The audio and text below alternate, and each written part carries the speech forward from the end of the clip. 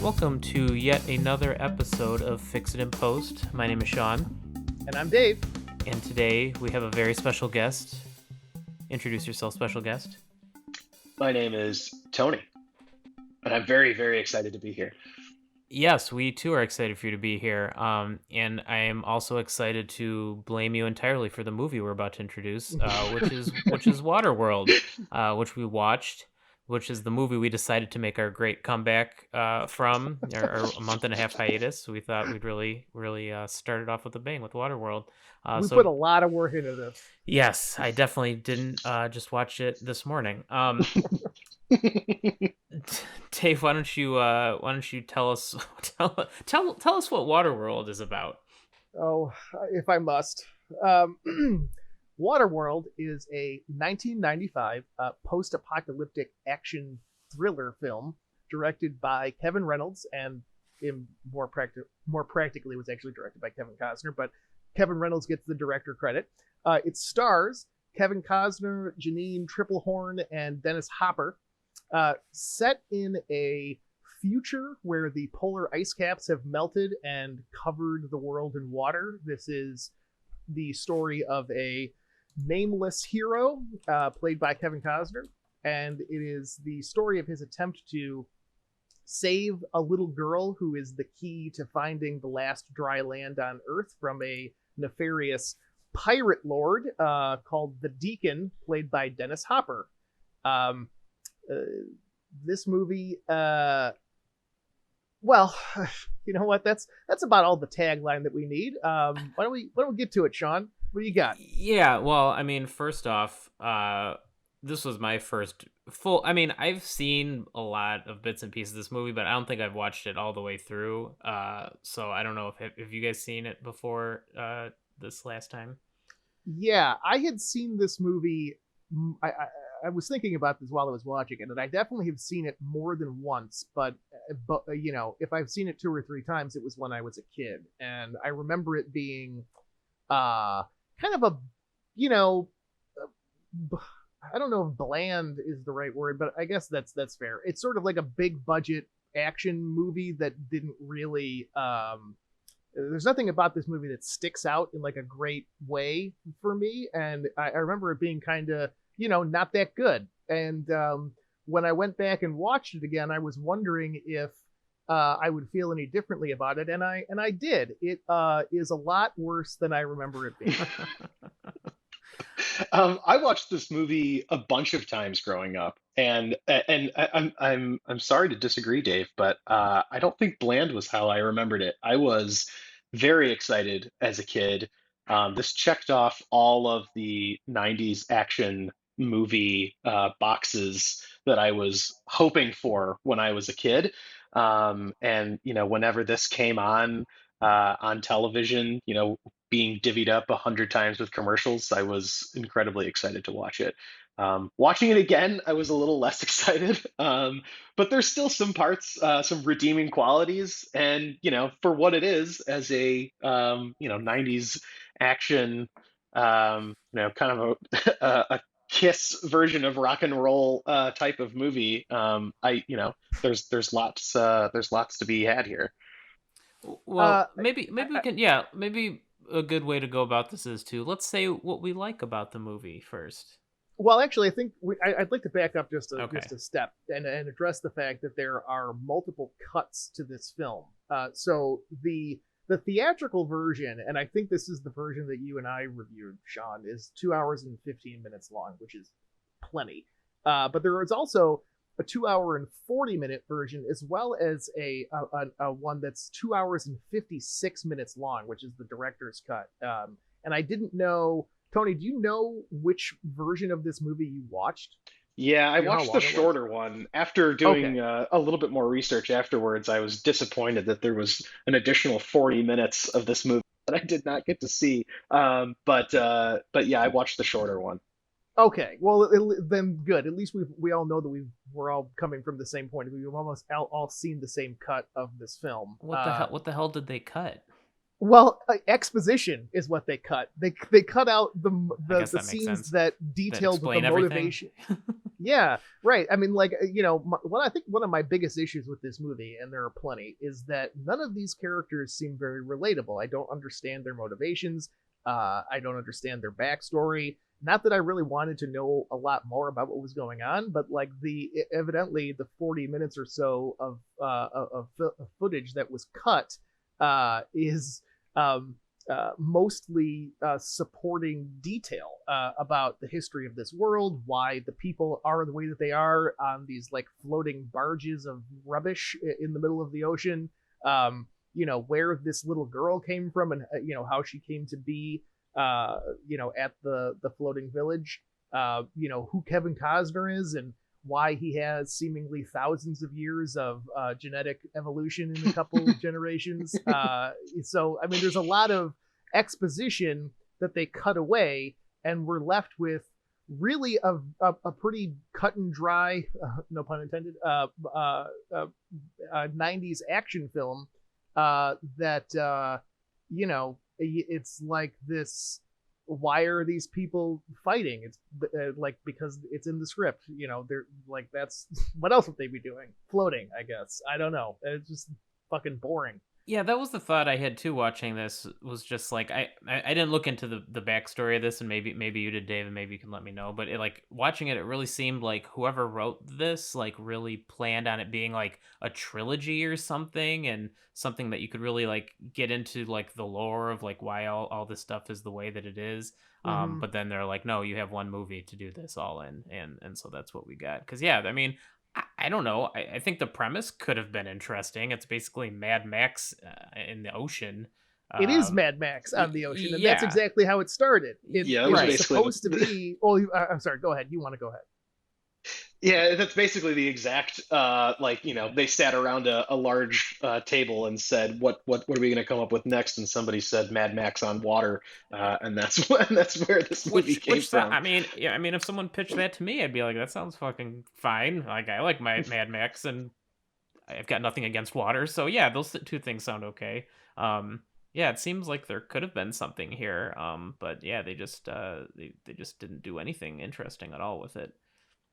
Well, so the story of how this script got put together is an interesting one. It was written as a spec piece in like the 1980s, and it was originally going to be made by Roger Corman as a low budget knockoff of Mad Max, and they had originally budgeted this film for $3 million. And when they read the script, they were like, "There's no." When they did a little bit of math, and they figured that there was no way they could do a movie that needed to be shot on open water like that for anything less than five. So it got shelved, and ultimately, it turned into a spec piece that got bought by the studio that ended up making this. And they turned it into this giant big budget thing because both Kevin Reynolds and Kevin Costner were interested in doing it, and they were coming off of a string of hits. Most recently, their collaborative effort to make Robin Hood, Prince of Thieves in 1991, which was a commercial success, but they ended up hating each other as a result of their working relationship, and neither one of them wanted to work with the other one, and they ended up getting them to sort of shake hands and work on this project together, and it was not And it totally fixed their relationship, right? yeah, right. It was this production was as dysfunctional as a movie set can be, and it really shows in the results that you've got an A-list star actor and a director who's supposed to have his hand on the creative rudder, and they are in disagreement over the general tone that this movie is supposed to have, and the persona of the main character. They don't know whether or not he's supposed, and it's pretty clear in the final cut. Is this supposed to be like a sort of a more goofy, jovial, comedic toned action movie, or is this more of a character driven, brooding anti-hero character vehicle, and it's pretty clear that they are not on the same page, and there's some weird tonal shifts in this film that are pretty jarring, and I think ultimately it ends up leaving me dissatisfied. I mean, I think that there's some disagreement over whether or not Costner's portrayal of this character was good or not. I'm underwhelmed. I think is maybe the most charitable way that I can describe. I mean, that. What do you think? I think Kevin Costner played Kevin Costner just fine. That's fair. But he's such a. Go ahead. Go ahead. I was going to say, I think that he's very bland. Yes. He's very difficult to feel any empathy for, and he doesn't really grow a whole lot throughout. I mean, he like doesn't murder that kid, and that was pretty much like the gist of how much he grew over the movie. Like, oh, we like him now because he decided to not prostitute that woman and murder that child. Right. That's right. So he's better now. But I feel like that you kind of like get you kind of like I don't know, he has like an interesting way about him. I know it's mostly terrible on screen, but I feel like as this desperado out on the water, that's kind of the personality that you would receive either way. So I don't know, I'm torn on whether or not to love or hate his character. I'm not. I fucking hate him. He's an unrelenting prick for like 75% of this movie, and then for no real reason he decides that he's just going to teach the girl to swim and not drown her. Like, based on like his character's motivation up to that point, I'm like, okay, well, she's definitely going to die. And then he's like, no, let's swim under the water, and this uplifting music will swell our hearts. I didn't get that at all. And he's just like, you're my friend now. Yeah, that's his entire turn. He's a complete dick to them the entire time. And then, yeah, he teaches her how to swim.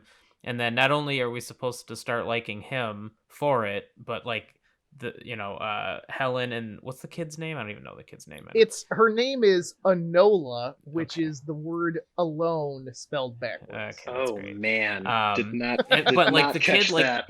The kid falls in love with him, like she loves him, and like she has nothing but good things to say about him going forward. Her speech at the end when she is talking to the Nord, the long red-haired character, her speech to him about like how he's coming for me. It's like I don't know, she's got a lot of confidence.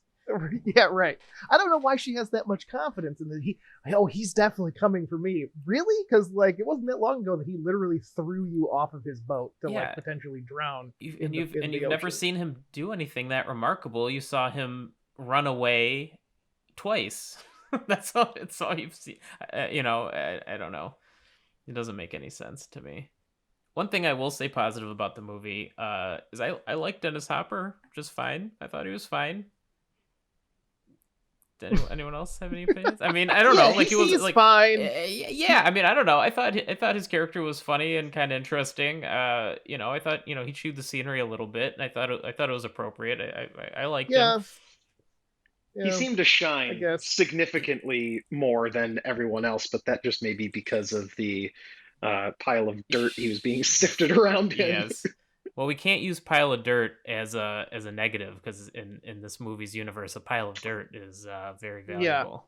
Yeah, at least that kind of makes sense because you can plant something in the dirt. The old paper as like as a priceless commodity doesn't that make any goddamn sense to me. I know that it's rare, but who fucking cares? What is the value? I don't know. There's a lot of very confusing. Like you said, there's just no explanation given to the world that we're in. Like where, like the smokers, like where are all their cigarettes coming from? Like they say that this is hundreds of years after the Earth flooded, right? So 200-300 years. I don't know. Like why do these jet skis still work? Like I don't understand. Like there's a lot of inconsistency. I mean, like on one end you're like, okay, it's several generations after the world has flooded to the point where most people don't even everybody except for Kevin Costner is ignorant of the fact that there is a lost civilization under the sea. it's been long enough that he's developed gills and webbed feet. They've got like different, like he references a language that he speaks as being Portuguese. Right. So it's Yeah. been long enough that those things have taken place. However, it's also recent enough that you still have commodities from the old world like cigarettes.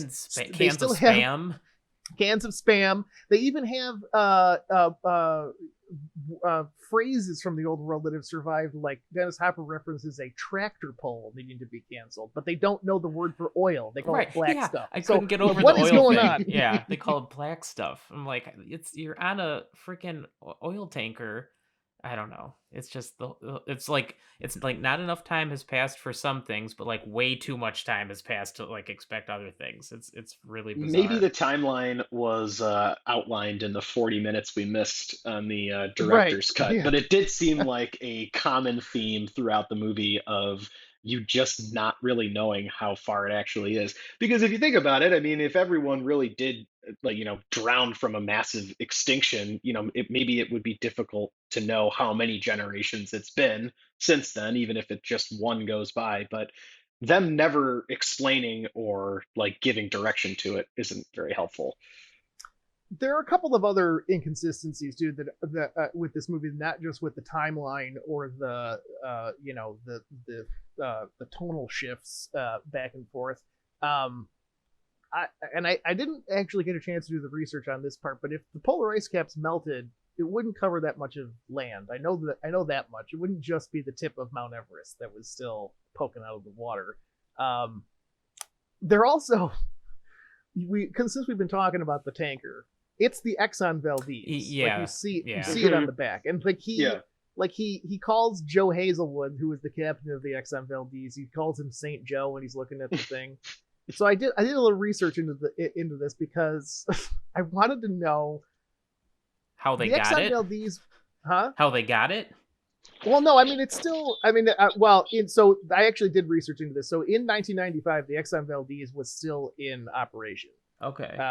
It was renamed and sold to a different company, and it wasn't scrapped for parts until 2012. So the Exxon Valdez was floating around somewhere when this movie was released. However, the Exxon Valdez weighed 215,000 tons, and Dennis Hopper made this malnourished group of dirty peasants row this boat. How the crap does that happen? Yeah, it doesn't. And I mean, Maybe I the think most difficult thing to believe in the whole movie. I think the point of all of this is like if the story had been like fun and engaging, like we wouldn't really give a shit about all this stuff. Like I'm sure you could have Right. like I'm sure you could say similar things about like Mad Max and stuff. Like there's probably a ton of stuff like that, but you don't care because Mad Max is a lot of fun to watch and it's a good movie. Whereas like this, there's just like there's nothing to grab onto except for all the weird inconsistencies and nonsensical world building stuff. Yeah, I think there's something about this movie. It is sort of a product of its time. There is sort of a goofy campiness to the action. Like the body count is pretty high. Like it's an ultra violent film, but it also has like this sort of like comedic quality to it that I don't think is something that really gets made today, unless it's a Marvel movie. I guess there's that, but yeah, there's also the standard 90s action movie requirement to have like a lot of fire, and like there are explosions and like just open flames all over the place. Yeah, I enjoyed the battle scene where they were like launching like flaming arrows at each other, which was Yeah. like you guys are all surrounded by water. I don't know how effective that would end up being, but yeah, I mean I was gonna say the production value is really high. Well, like obviously it was one of the most expensive movies ever made. But I did enjoy the construction of like the little like floating town and stuff, and like the costumes and stuff. I thought were kind of cool. They just they incorporated like things you might find floating in the water. I like that stuff. Okay, I mean, It's really funny that yeah. you say that because my least favorite thing about this movie, start to finish, Uh-huh. are the hats that the Yeah, people are those wearing. were dumb hats. I'll give you that. They're metal pipes, and the brim is made of like this really wide like fishnet stuff. Like it doesn't block the sun. What are you wearing that for? I don't. What's the Was the practical style at the purpose of this? time. Oh my god, I hated that so much. It's an interesting. This movie's made at an interesting time because Sean, you had mentioned the set production and the budget. So a lot of practical effects. They built this floating town in the middle of the sea off the coast of Hawaii, and it was supposed to cost $1 million and ended up costing $5. And then it sank, and they had to build it again because it got hit by a hurricane. So that's not great. Oops. And it's why the budget for this thing ballooned.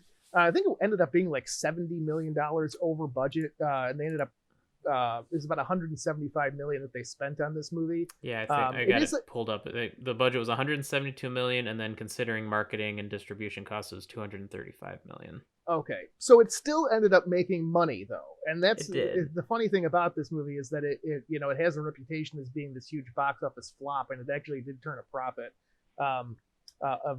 Based on what you said about the $215 million total budget, it probably ended up making about $60 million. Yeah, I think this says that it made $88 million in North America, so it was a pretty colossal failure here. And then once it went overseas, it ended up making 176 million, so it made 264 million, so about 30 million over what they spent. I mean, that's still pretty miserable showing for such an expensive movie, but they didn't lose money, like right. the rumor it says. Yeah, it's also made at a time when there are more CGI effects that are taking the place of practical effects. Jurassic Park came out the year before this movie, or 2 years before, and then you have not that long after this movie comes out in 95, and then by 99 Phantom Menace comes out, which is another train wreck, but it's like entirely CGI. So this was like it's like a dying breed of these big set piece practical practical effects. This movie, maybe mercifully this kind of movie wouldn't be made today. But yeah, I think that it's very much a product of its time, and we will never see its like again. Thank God. Thank God. I think that the practical effects allow this movie to stand up a little bit better now, obviously. I think that if this movie went the route of Phantom Menace, there would be plenty more things to make fun of. If this entire thing was it would have been a made disaster. by CGI, and I think that there's plenty to laugh at and point at, and wonder why they did it. But I still think that that $5 million paper mache, horseshoe toilet seat town. I think it looked really good still. Yeah, I agree. Not everything that happened on there was great, but I think it looked Sure. great. Yeah, definitely. I mean, and you got to give a lot of credit to all these actors who were willing to probably be wet for like 3 months out of, you know what I mean? Like, God, that would have been so miserable to shoot that. Just being in and around water for that long would be horrible. And that's the worst. I mean, that's the best case scenario for that shoot too. Kevin Costner said that it was the longest shoot he had ever been on. 156 days Oh my it God. took to film this movie. They went way over budget. As I said, the set was destroyed. There were a lot of like near misses for deaths too. Like the two women, Janine Triplehorn and the little girl, fell through the netting on the boat that they were on, and they almost got ran over as it nice. came back around. There was a guy that was lost at sea for a couple of days, a stunt guy on a ski-doo. Wow. And Kevin Costner, there's a scene that ended up getting cut, of all things. He's strapped to the mast of this ship, and he got blown off course, and it took them 2 hours to go get him. So he's just like up there strapped to this mast, again, lost at sea. The original producers of this movie had a lot of concerns about the safety guidelines, and it's Universal that produced this movie, right? They were the I believe the ones that made I it. believe so. Yeah, so Universal overran them, and they left production of this movie, and so they went and made The Cable Guy with Jim Carrey, and there's a line at the end of The Cable Guy where he's making fun of Waterworld. That's pretty funny. It is. One other thing I wanted to share about someone being potentially hurt or actually hurt on the set was Kevin Costner's stunt double when they're doing the bell diving scene, which Oh was yeah. by far and away the worst looking shot of the movie, in my opinion. But when they were going down there, I was thinking to myself, wouldn't she like explode as she came back up so quickly? Turns out, that's basically what happened to the stunt double. Not exploding, of course, but he did get like super sick or You get the some bends? variation of Yeah, like the no, he bends had an because aneurysm. Oh, yeah, because he came up, he surfaced too quickly as they were doing the bell diving scene. So um, thought I'd throw that out there, as Yeah. it seemed like that was going to happen to the characters in the movie, and then it happened to the actual people doing the shoot of the characters in it. yeah. It would have been interesting to see him like kind of coach her like appropriate way to like do diving and stuff. But yeah, I guess that might have been on the cutting room floor. That's like the one scene of this movie that I like remembered a lot, from seeing it when I was younger, and I remembered it being kind of a cool scene. It no longer is, but I mean, I'm sure that looked good at the time. I don't know, it didn't age well, but it was. I'm sure that looked pretty good. Maybe This not. may I seem a don't know. little this may seem a little nitpicky here, but he's really concerned with the weight of the boat and like throwing things off and saying he's going to throw the girl off because they get cut weight.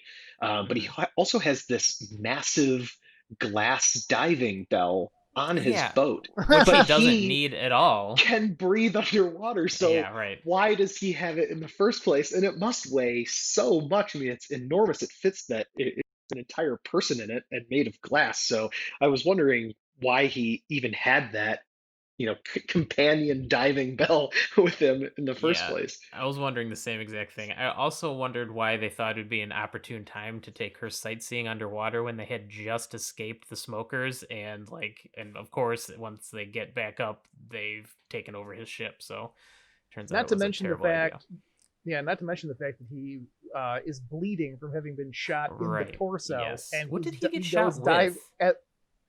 I don't know. I mean, the The weapons that the blunderbuss. smokers use are like, they're vaguely pistols and rifles, but they have like weird appendages on them. I think he got shot with a bullet. I don't know.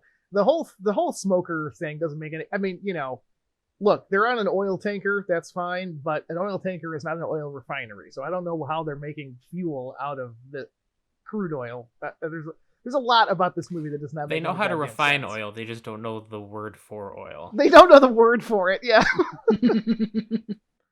and and they all smoke cigarettes, but they also have like openings to where the oil is stored that would just blow up the whole ship. Also, I don't know if Yeah. crude oil would blow up like that, but I don't know enough about it to say one way or the other. Kevin Costner takes full advantage of the direct open pipeline from the main deck of the oil tanker into its hold, which is there for some reason. I'm sure there's a real reason for I that. remembered him doing that down below where the gauge finder, the old man down there. I remember when I was a kid him doing it down there, so it made more sense. But then obviously Hmm. he's doing it from like the roof of the boat, like it would be exposed that whole way up.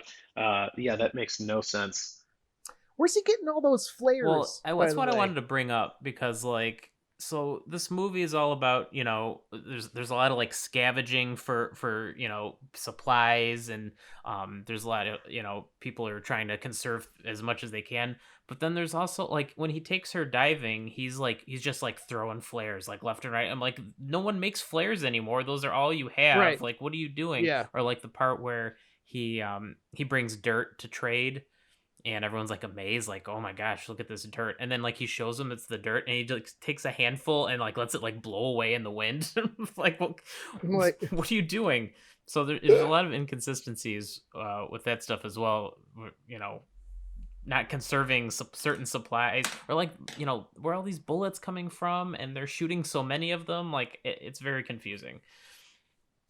yeah. You in the first scene, the big the big set battle around the town, which uh, Universal Studios made into a ride or like a play of some kind at their at the theme park.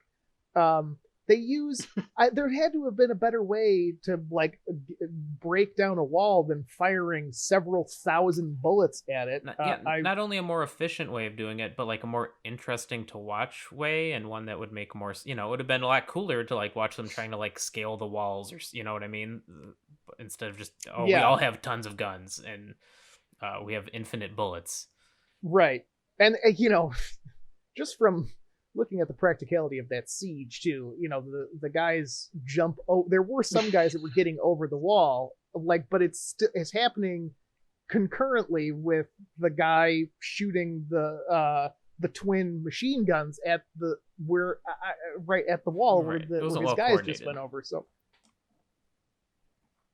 it's a what? I said it wasn't well coordinated that No, time. yeah, no, that's true. And maybe you just chalk that up to the efficiency of that fighting force And like it being goes to like substandard. back to Mad Max, and there are uh they do use tools and guns from the past, but they use them a lot more conservatively, and you kind of understand that like that stuff is rare, and you can see how they've made tools that they can remake now, and they use those more often, so it kind of makes more sense in the world. Whereas like here you don't get any sense at all. That I mean, they do show like the scene where they're like scooping up the shells, like they're trying to keep the shells, but they don't do anything with that information. And every time you see the smokers, they're shooting clips on tons of bullets all the time, so they clearly have a giant stockpile of this stuff, and they don't seem to care about wasting it all.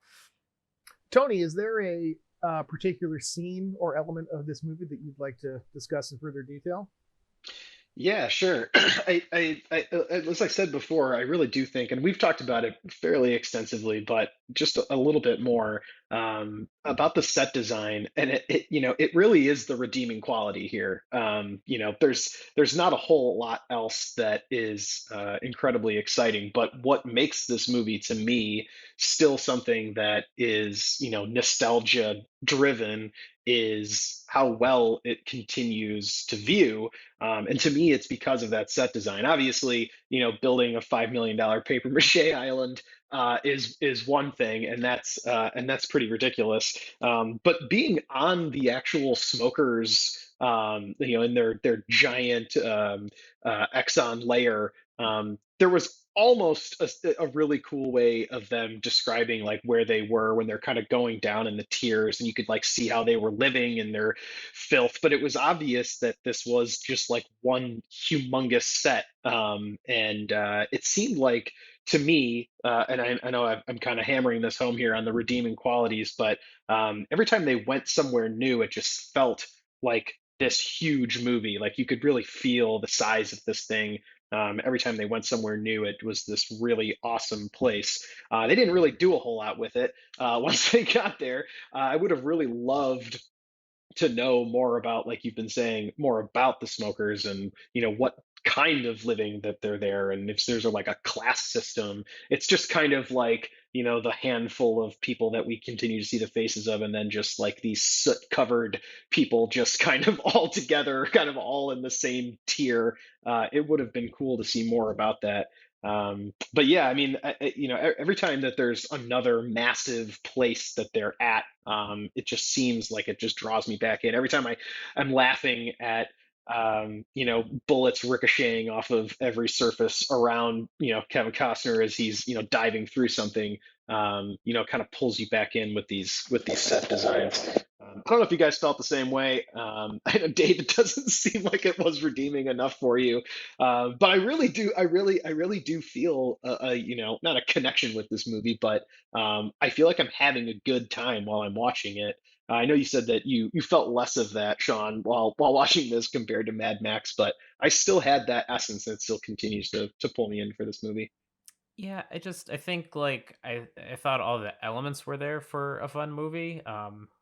But I just there was just nothing going on that really kept me super engaged with it. I still think the world could have been cool to do something cool in, but I don't know. For I don't know sure. that they did that. I think the fact that they decided to set this story in a world that only has one setting, they kind of back themselves into a corner. It's like once you do like the coolest thing that you can do on the open water, and the rest of it is just sort of, it's like, oh, we're going to do that again, I guess. It's more boat battles.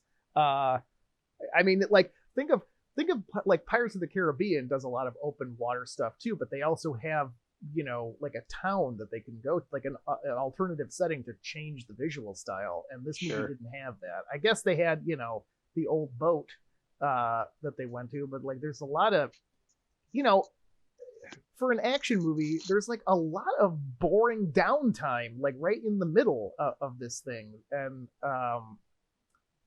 yeah, I think that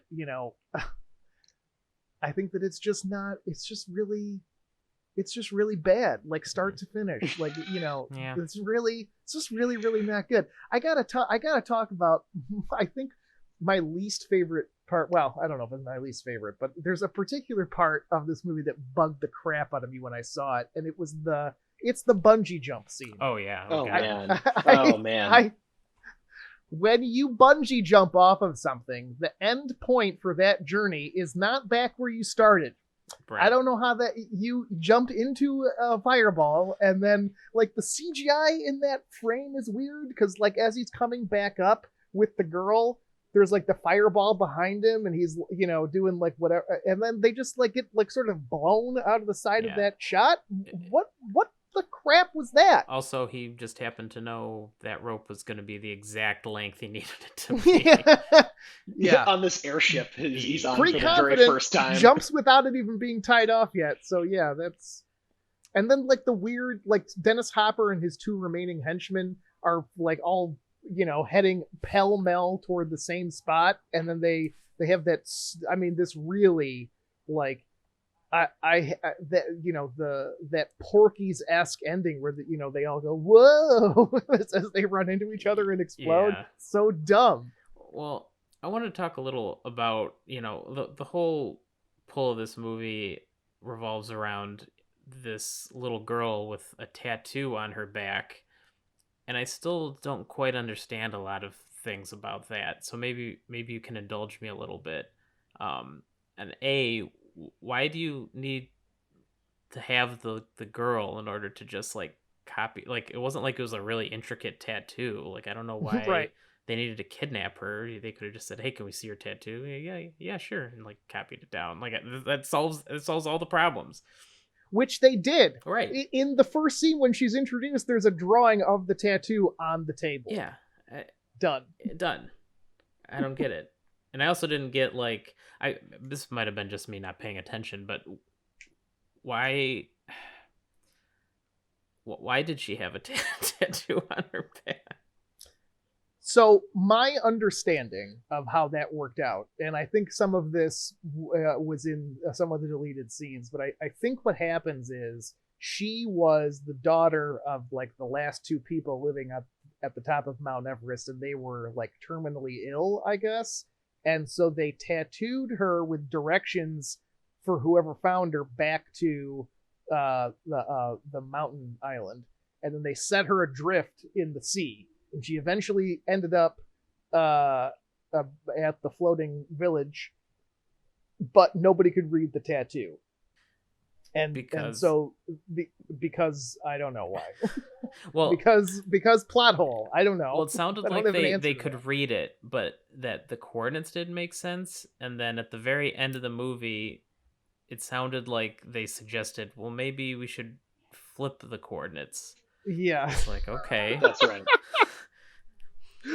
I think it's that been it, hundreds of years, and you just decided that maybe we should try backwards. It's a Yeah.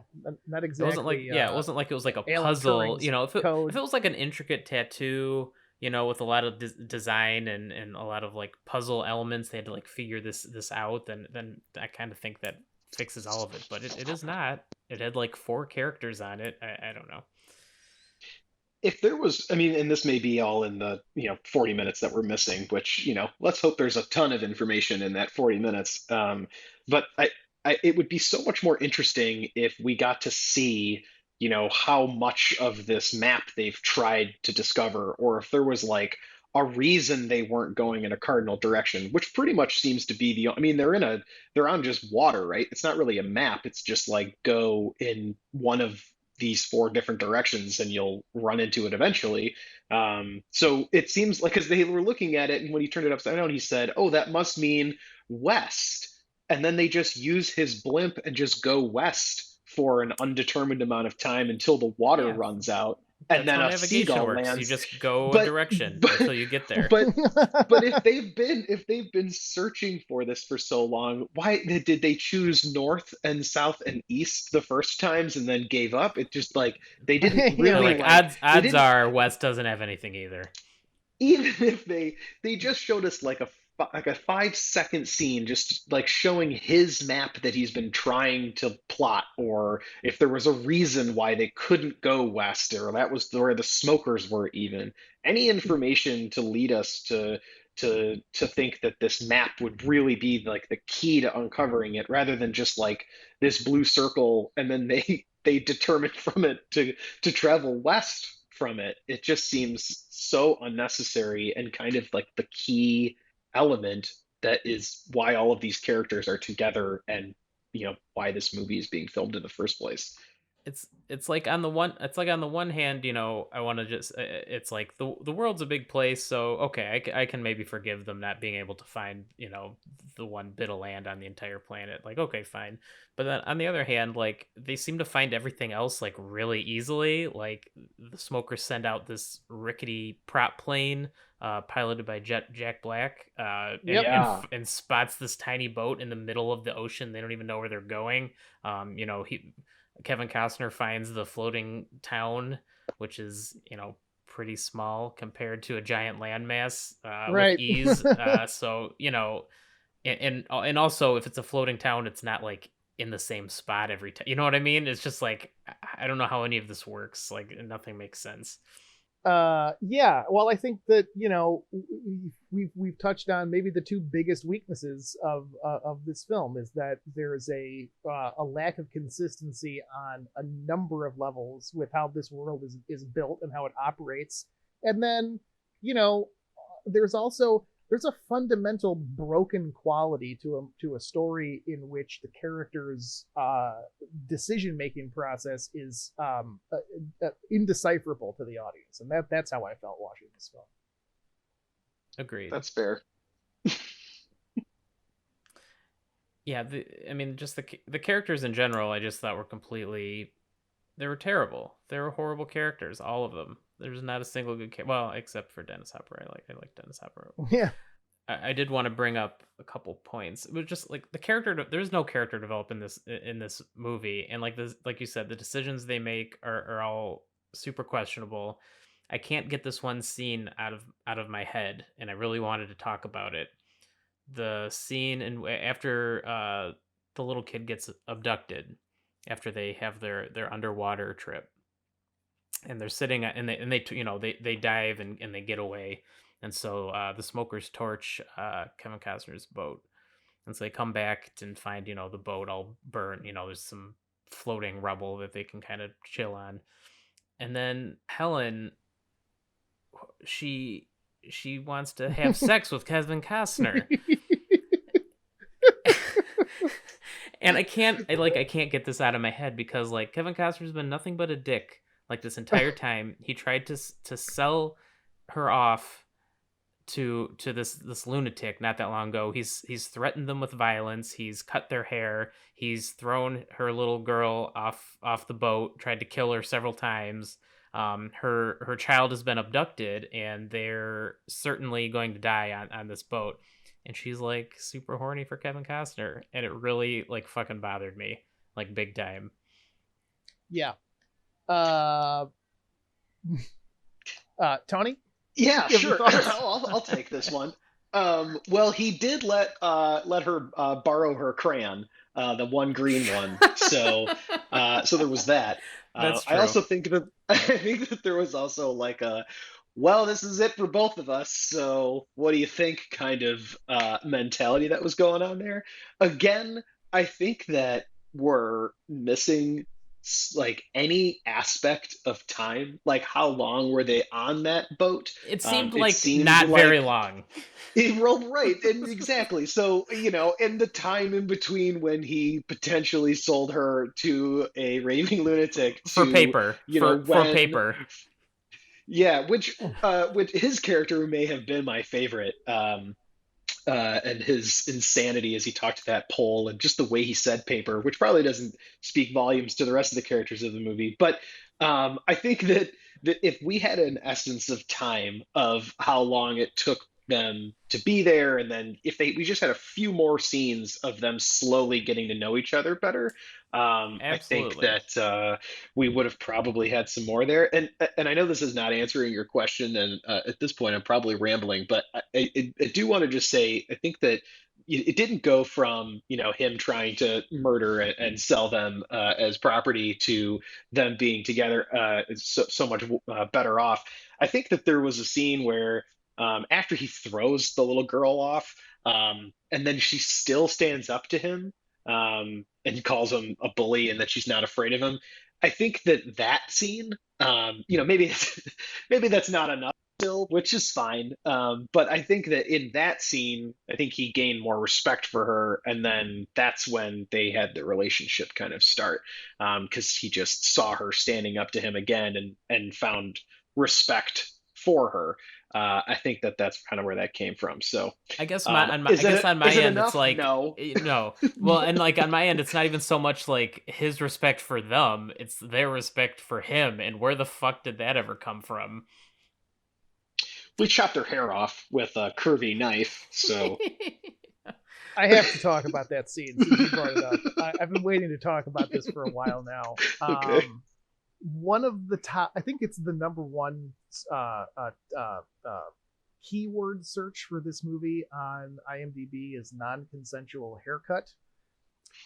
Oh my. Uh, that's a, I mean, I was so offended by this scene. Not the fact that it was in the movie, although it was pretty bad, but the tone of that scene is very offensive. It's a scene of domestic violence. Like he is he's hurt. And if this movie was made in like the 1950s, he would have like hit her or he chops off her hair, and then he doesn't show him doing it to the girl, but he does it to her too. And the next scene, when they're sitting there on the pontoon and they're examining their haircut, and he walks by and they like shrink away from him, and then he Yeah. turns around and he's like, "What'd you say?" And they're like, "Oh, no, nothing," And there's like this, like, okay, so they're terrified of this guy and what he might do to them, and the music that's going on in the background is like this, It's like like it's comedy. jovial pan flute stuff, Yeah. like very very weird. The tone of that scene in particular is very off-putting, and I don't know what exactly it's supposed to be evoking. Are we supposed to feel sympathy I for the women? Are we supposed to relate to him being at the end of his rope with them? I don't get it. It was very very weird and uncomfortable. I didn't understand it at all. It definitely shouldn't have been. If it was going to be in the movie, it shouldn't have been like that. I mean, that if you were filming that scene to like, this is like rock bottom for his behavior, and then you have a follow up scene where he sort of like learns from his actions and is able to Right. grow out of that. Maybe that makes sense, but that's not what happened. It was just sort of like this slapstick comedy moment in which he, hurts these women. And so that's what that was, and it bugged me. Kevin Costner's character goes from like this, he's like an outcast, like kind of sympathetic character, he's like a survivor, he's getting picked on, to like domestic, like he's an abuser, he's a dick, and then he turns into like an action hero that they both love, and like there's no transition time between any of those things like at Yeah. all. They just happen right after another, and it's very disorienting and confusing. I think this goes back to what you were saying earlier, Dave, when they had the two different producers of this movie, and they had very different ideas of what they wanted to do. And from everything I've read, Kevin Costner wanted his character to be this like awesome, redeeming, action hero, um, and then it was being pulled in a different direction. So I think that that's kind of what we're seeing here is these two different things of, him attacking a woman and a child, and then, less than 15 minutes later, he's teaching her how to swim and letting her draw on his boat again. So um, I think that's what we're seeing and feeling, and so did probably everyone else that watched this movie in confusion. Well, yeah, I think there's something to be said for the fact that Kevin Reynolds, who directed the movie, quit during the editing process. And that's why it has the directed by tag instead of director, because there's a distinction to be made. Also, when he saves Helen underwater, does Kevin Costner's mutation include exhaling oxygen? Because how is him breathing into her mouth for several minutes underwater, saving her life? I don't know. What was going on They did it. They did it in Hook. I bought it. I don't know. there? Yeah, I feel like that's just another like 90s action movie trope that they just like had on a big whiteboard that wasn't checked off yet. It's like, Ugh. breathing underwater for someone else. So, Why? Like I know evolution are random mutations, and there's not exactly like forethought or anything to it. It's not like but why are gills on your ear like where that would have happened? Like why Right. would that be where those happen? I don't know. because it's tucked away and he can talk to people without looking weird because he can put shoes on and put a Yeah. hat over his Yeah, ears. I don't know. That didn't seem like the place Also, where gills would be. also he seemed to be hated for being this mutant. Yeah, But he can also breathe underwater and swim incredibly well. And in a world covered in water, you'd think he would be like, really coveted and people would want him to hang around and help them right. and They didn't all explain this other that stuff he very can do. well because they acted like they had seen other mutants before. Like they didn't act like Yes. shocked by it and like have a big long discussion about whether they should like what they should do with this guy. They acted like they had seen this before and that he needed to die for some reason.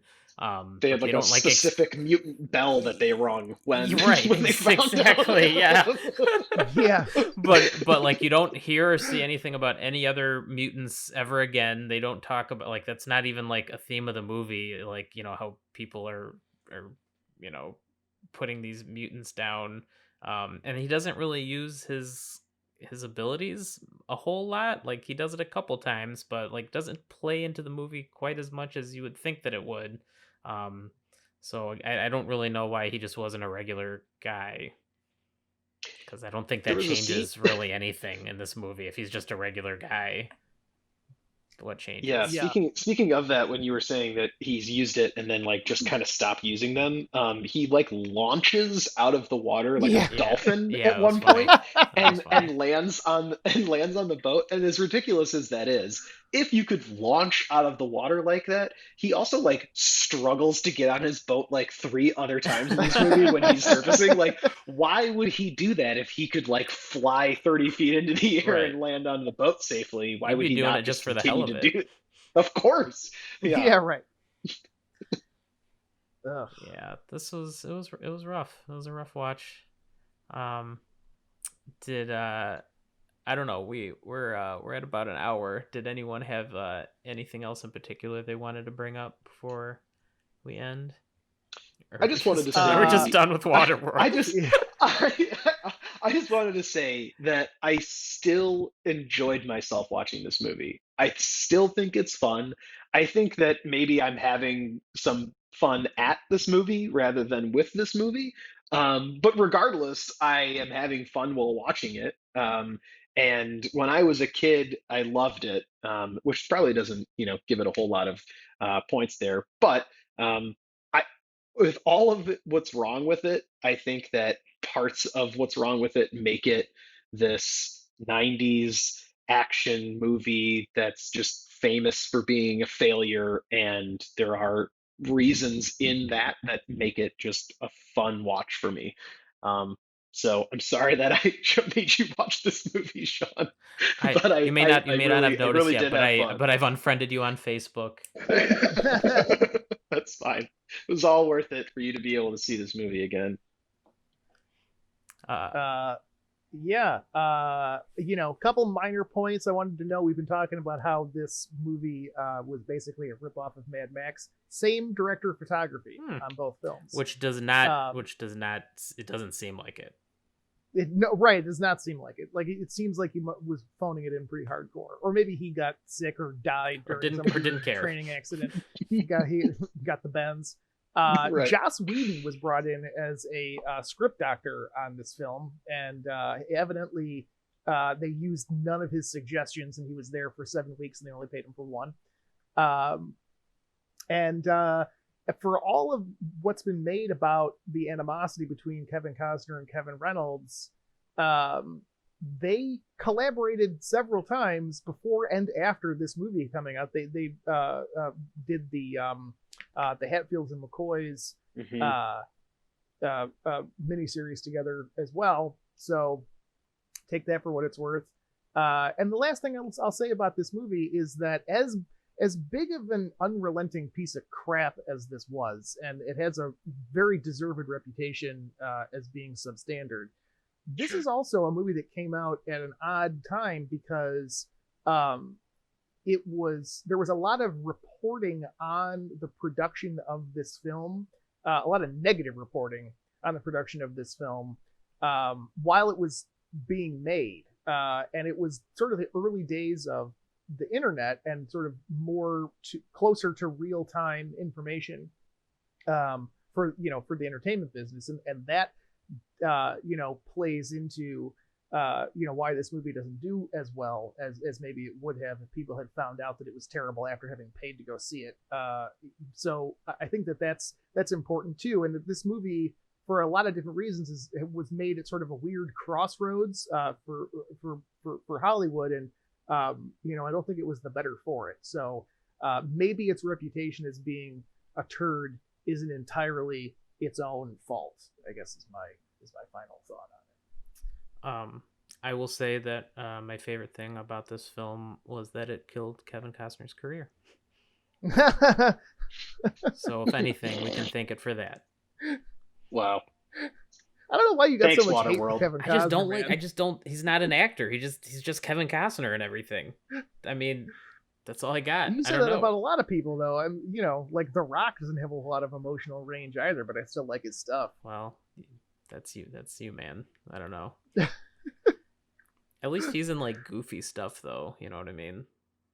Like Kevin Costner, he just in all these very serious, dramatic roles, and I This don't know. movie was pretty goofy.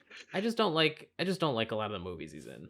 I guess that doesn't help either. It's like the only movie I like of his is Field of Dreams, but like even in that, he's like a boring like Iowa farmer. Like he plays that perfectly because exactly who I think he is. So I don't know. I'm just a hater, I guess. I just don't like Kevin Costner Yeah, that much. I guess. What can I say? All right. Well, thank you so much for joining us on our show today, Tony. Yeah, that was fun. Hey, I had a ton of fun. Thank you very much for having me. And I might just go watch Waterworld again on my own, just for just to have some more fun. Okay. Well, thank you everybody that took the time to listen to this. Go ahead and check us out on Spotify and take a look at our back catalog on YouTube.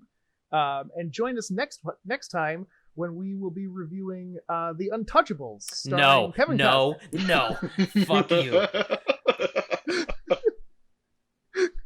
I totally have. I quit. All I right. quit. Goodbye. It looks like I'm in the market for a new co-host. You can find me on Discord. Need some help. All right. Thanks a lot, everybody.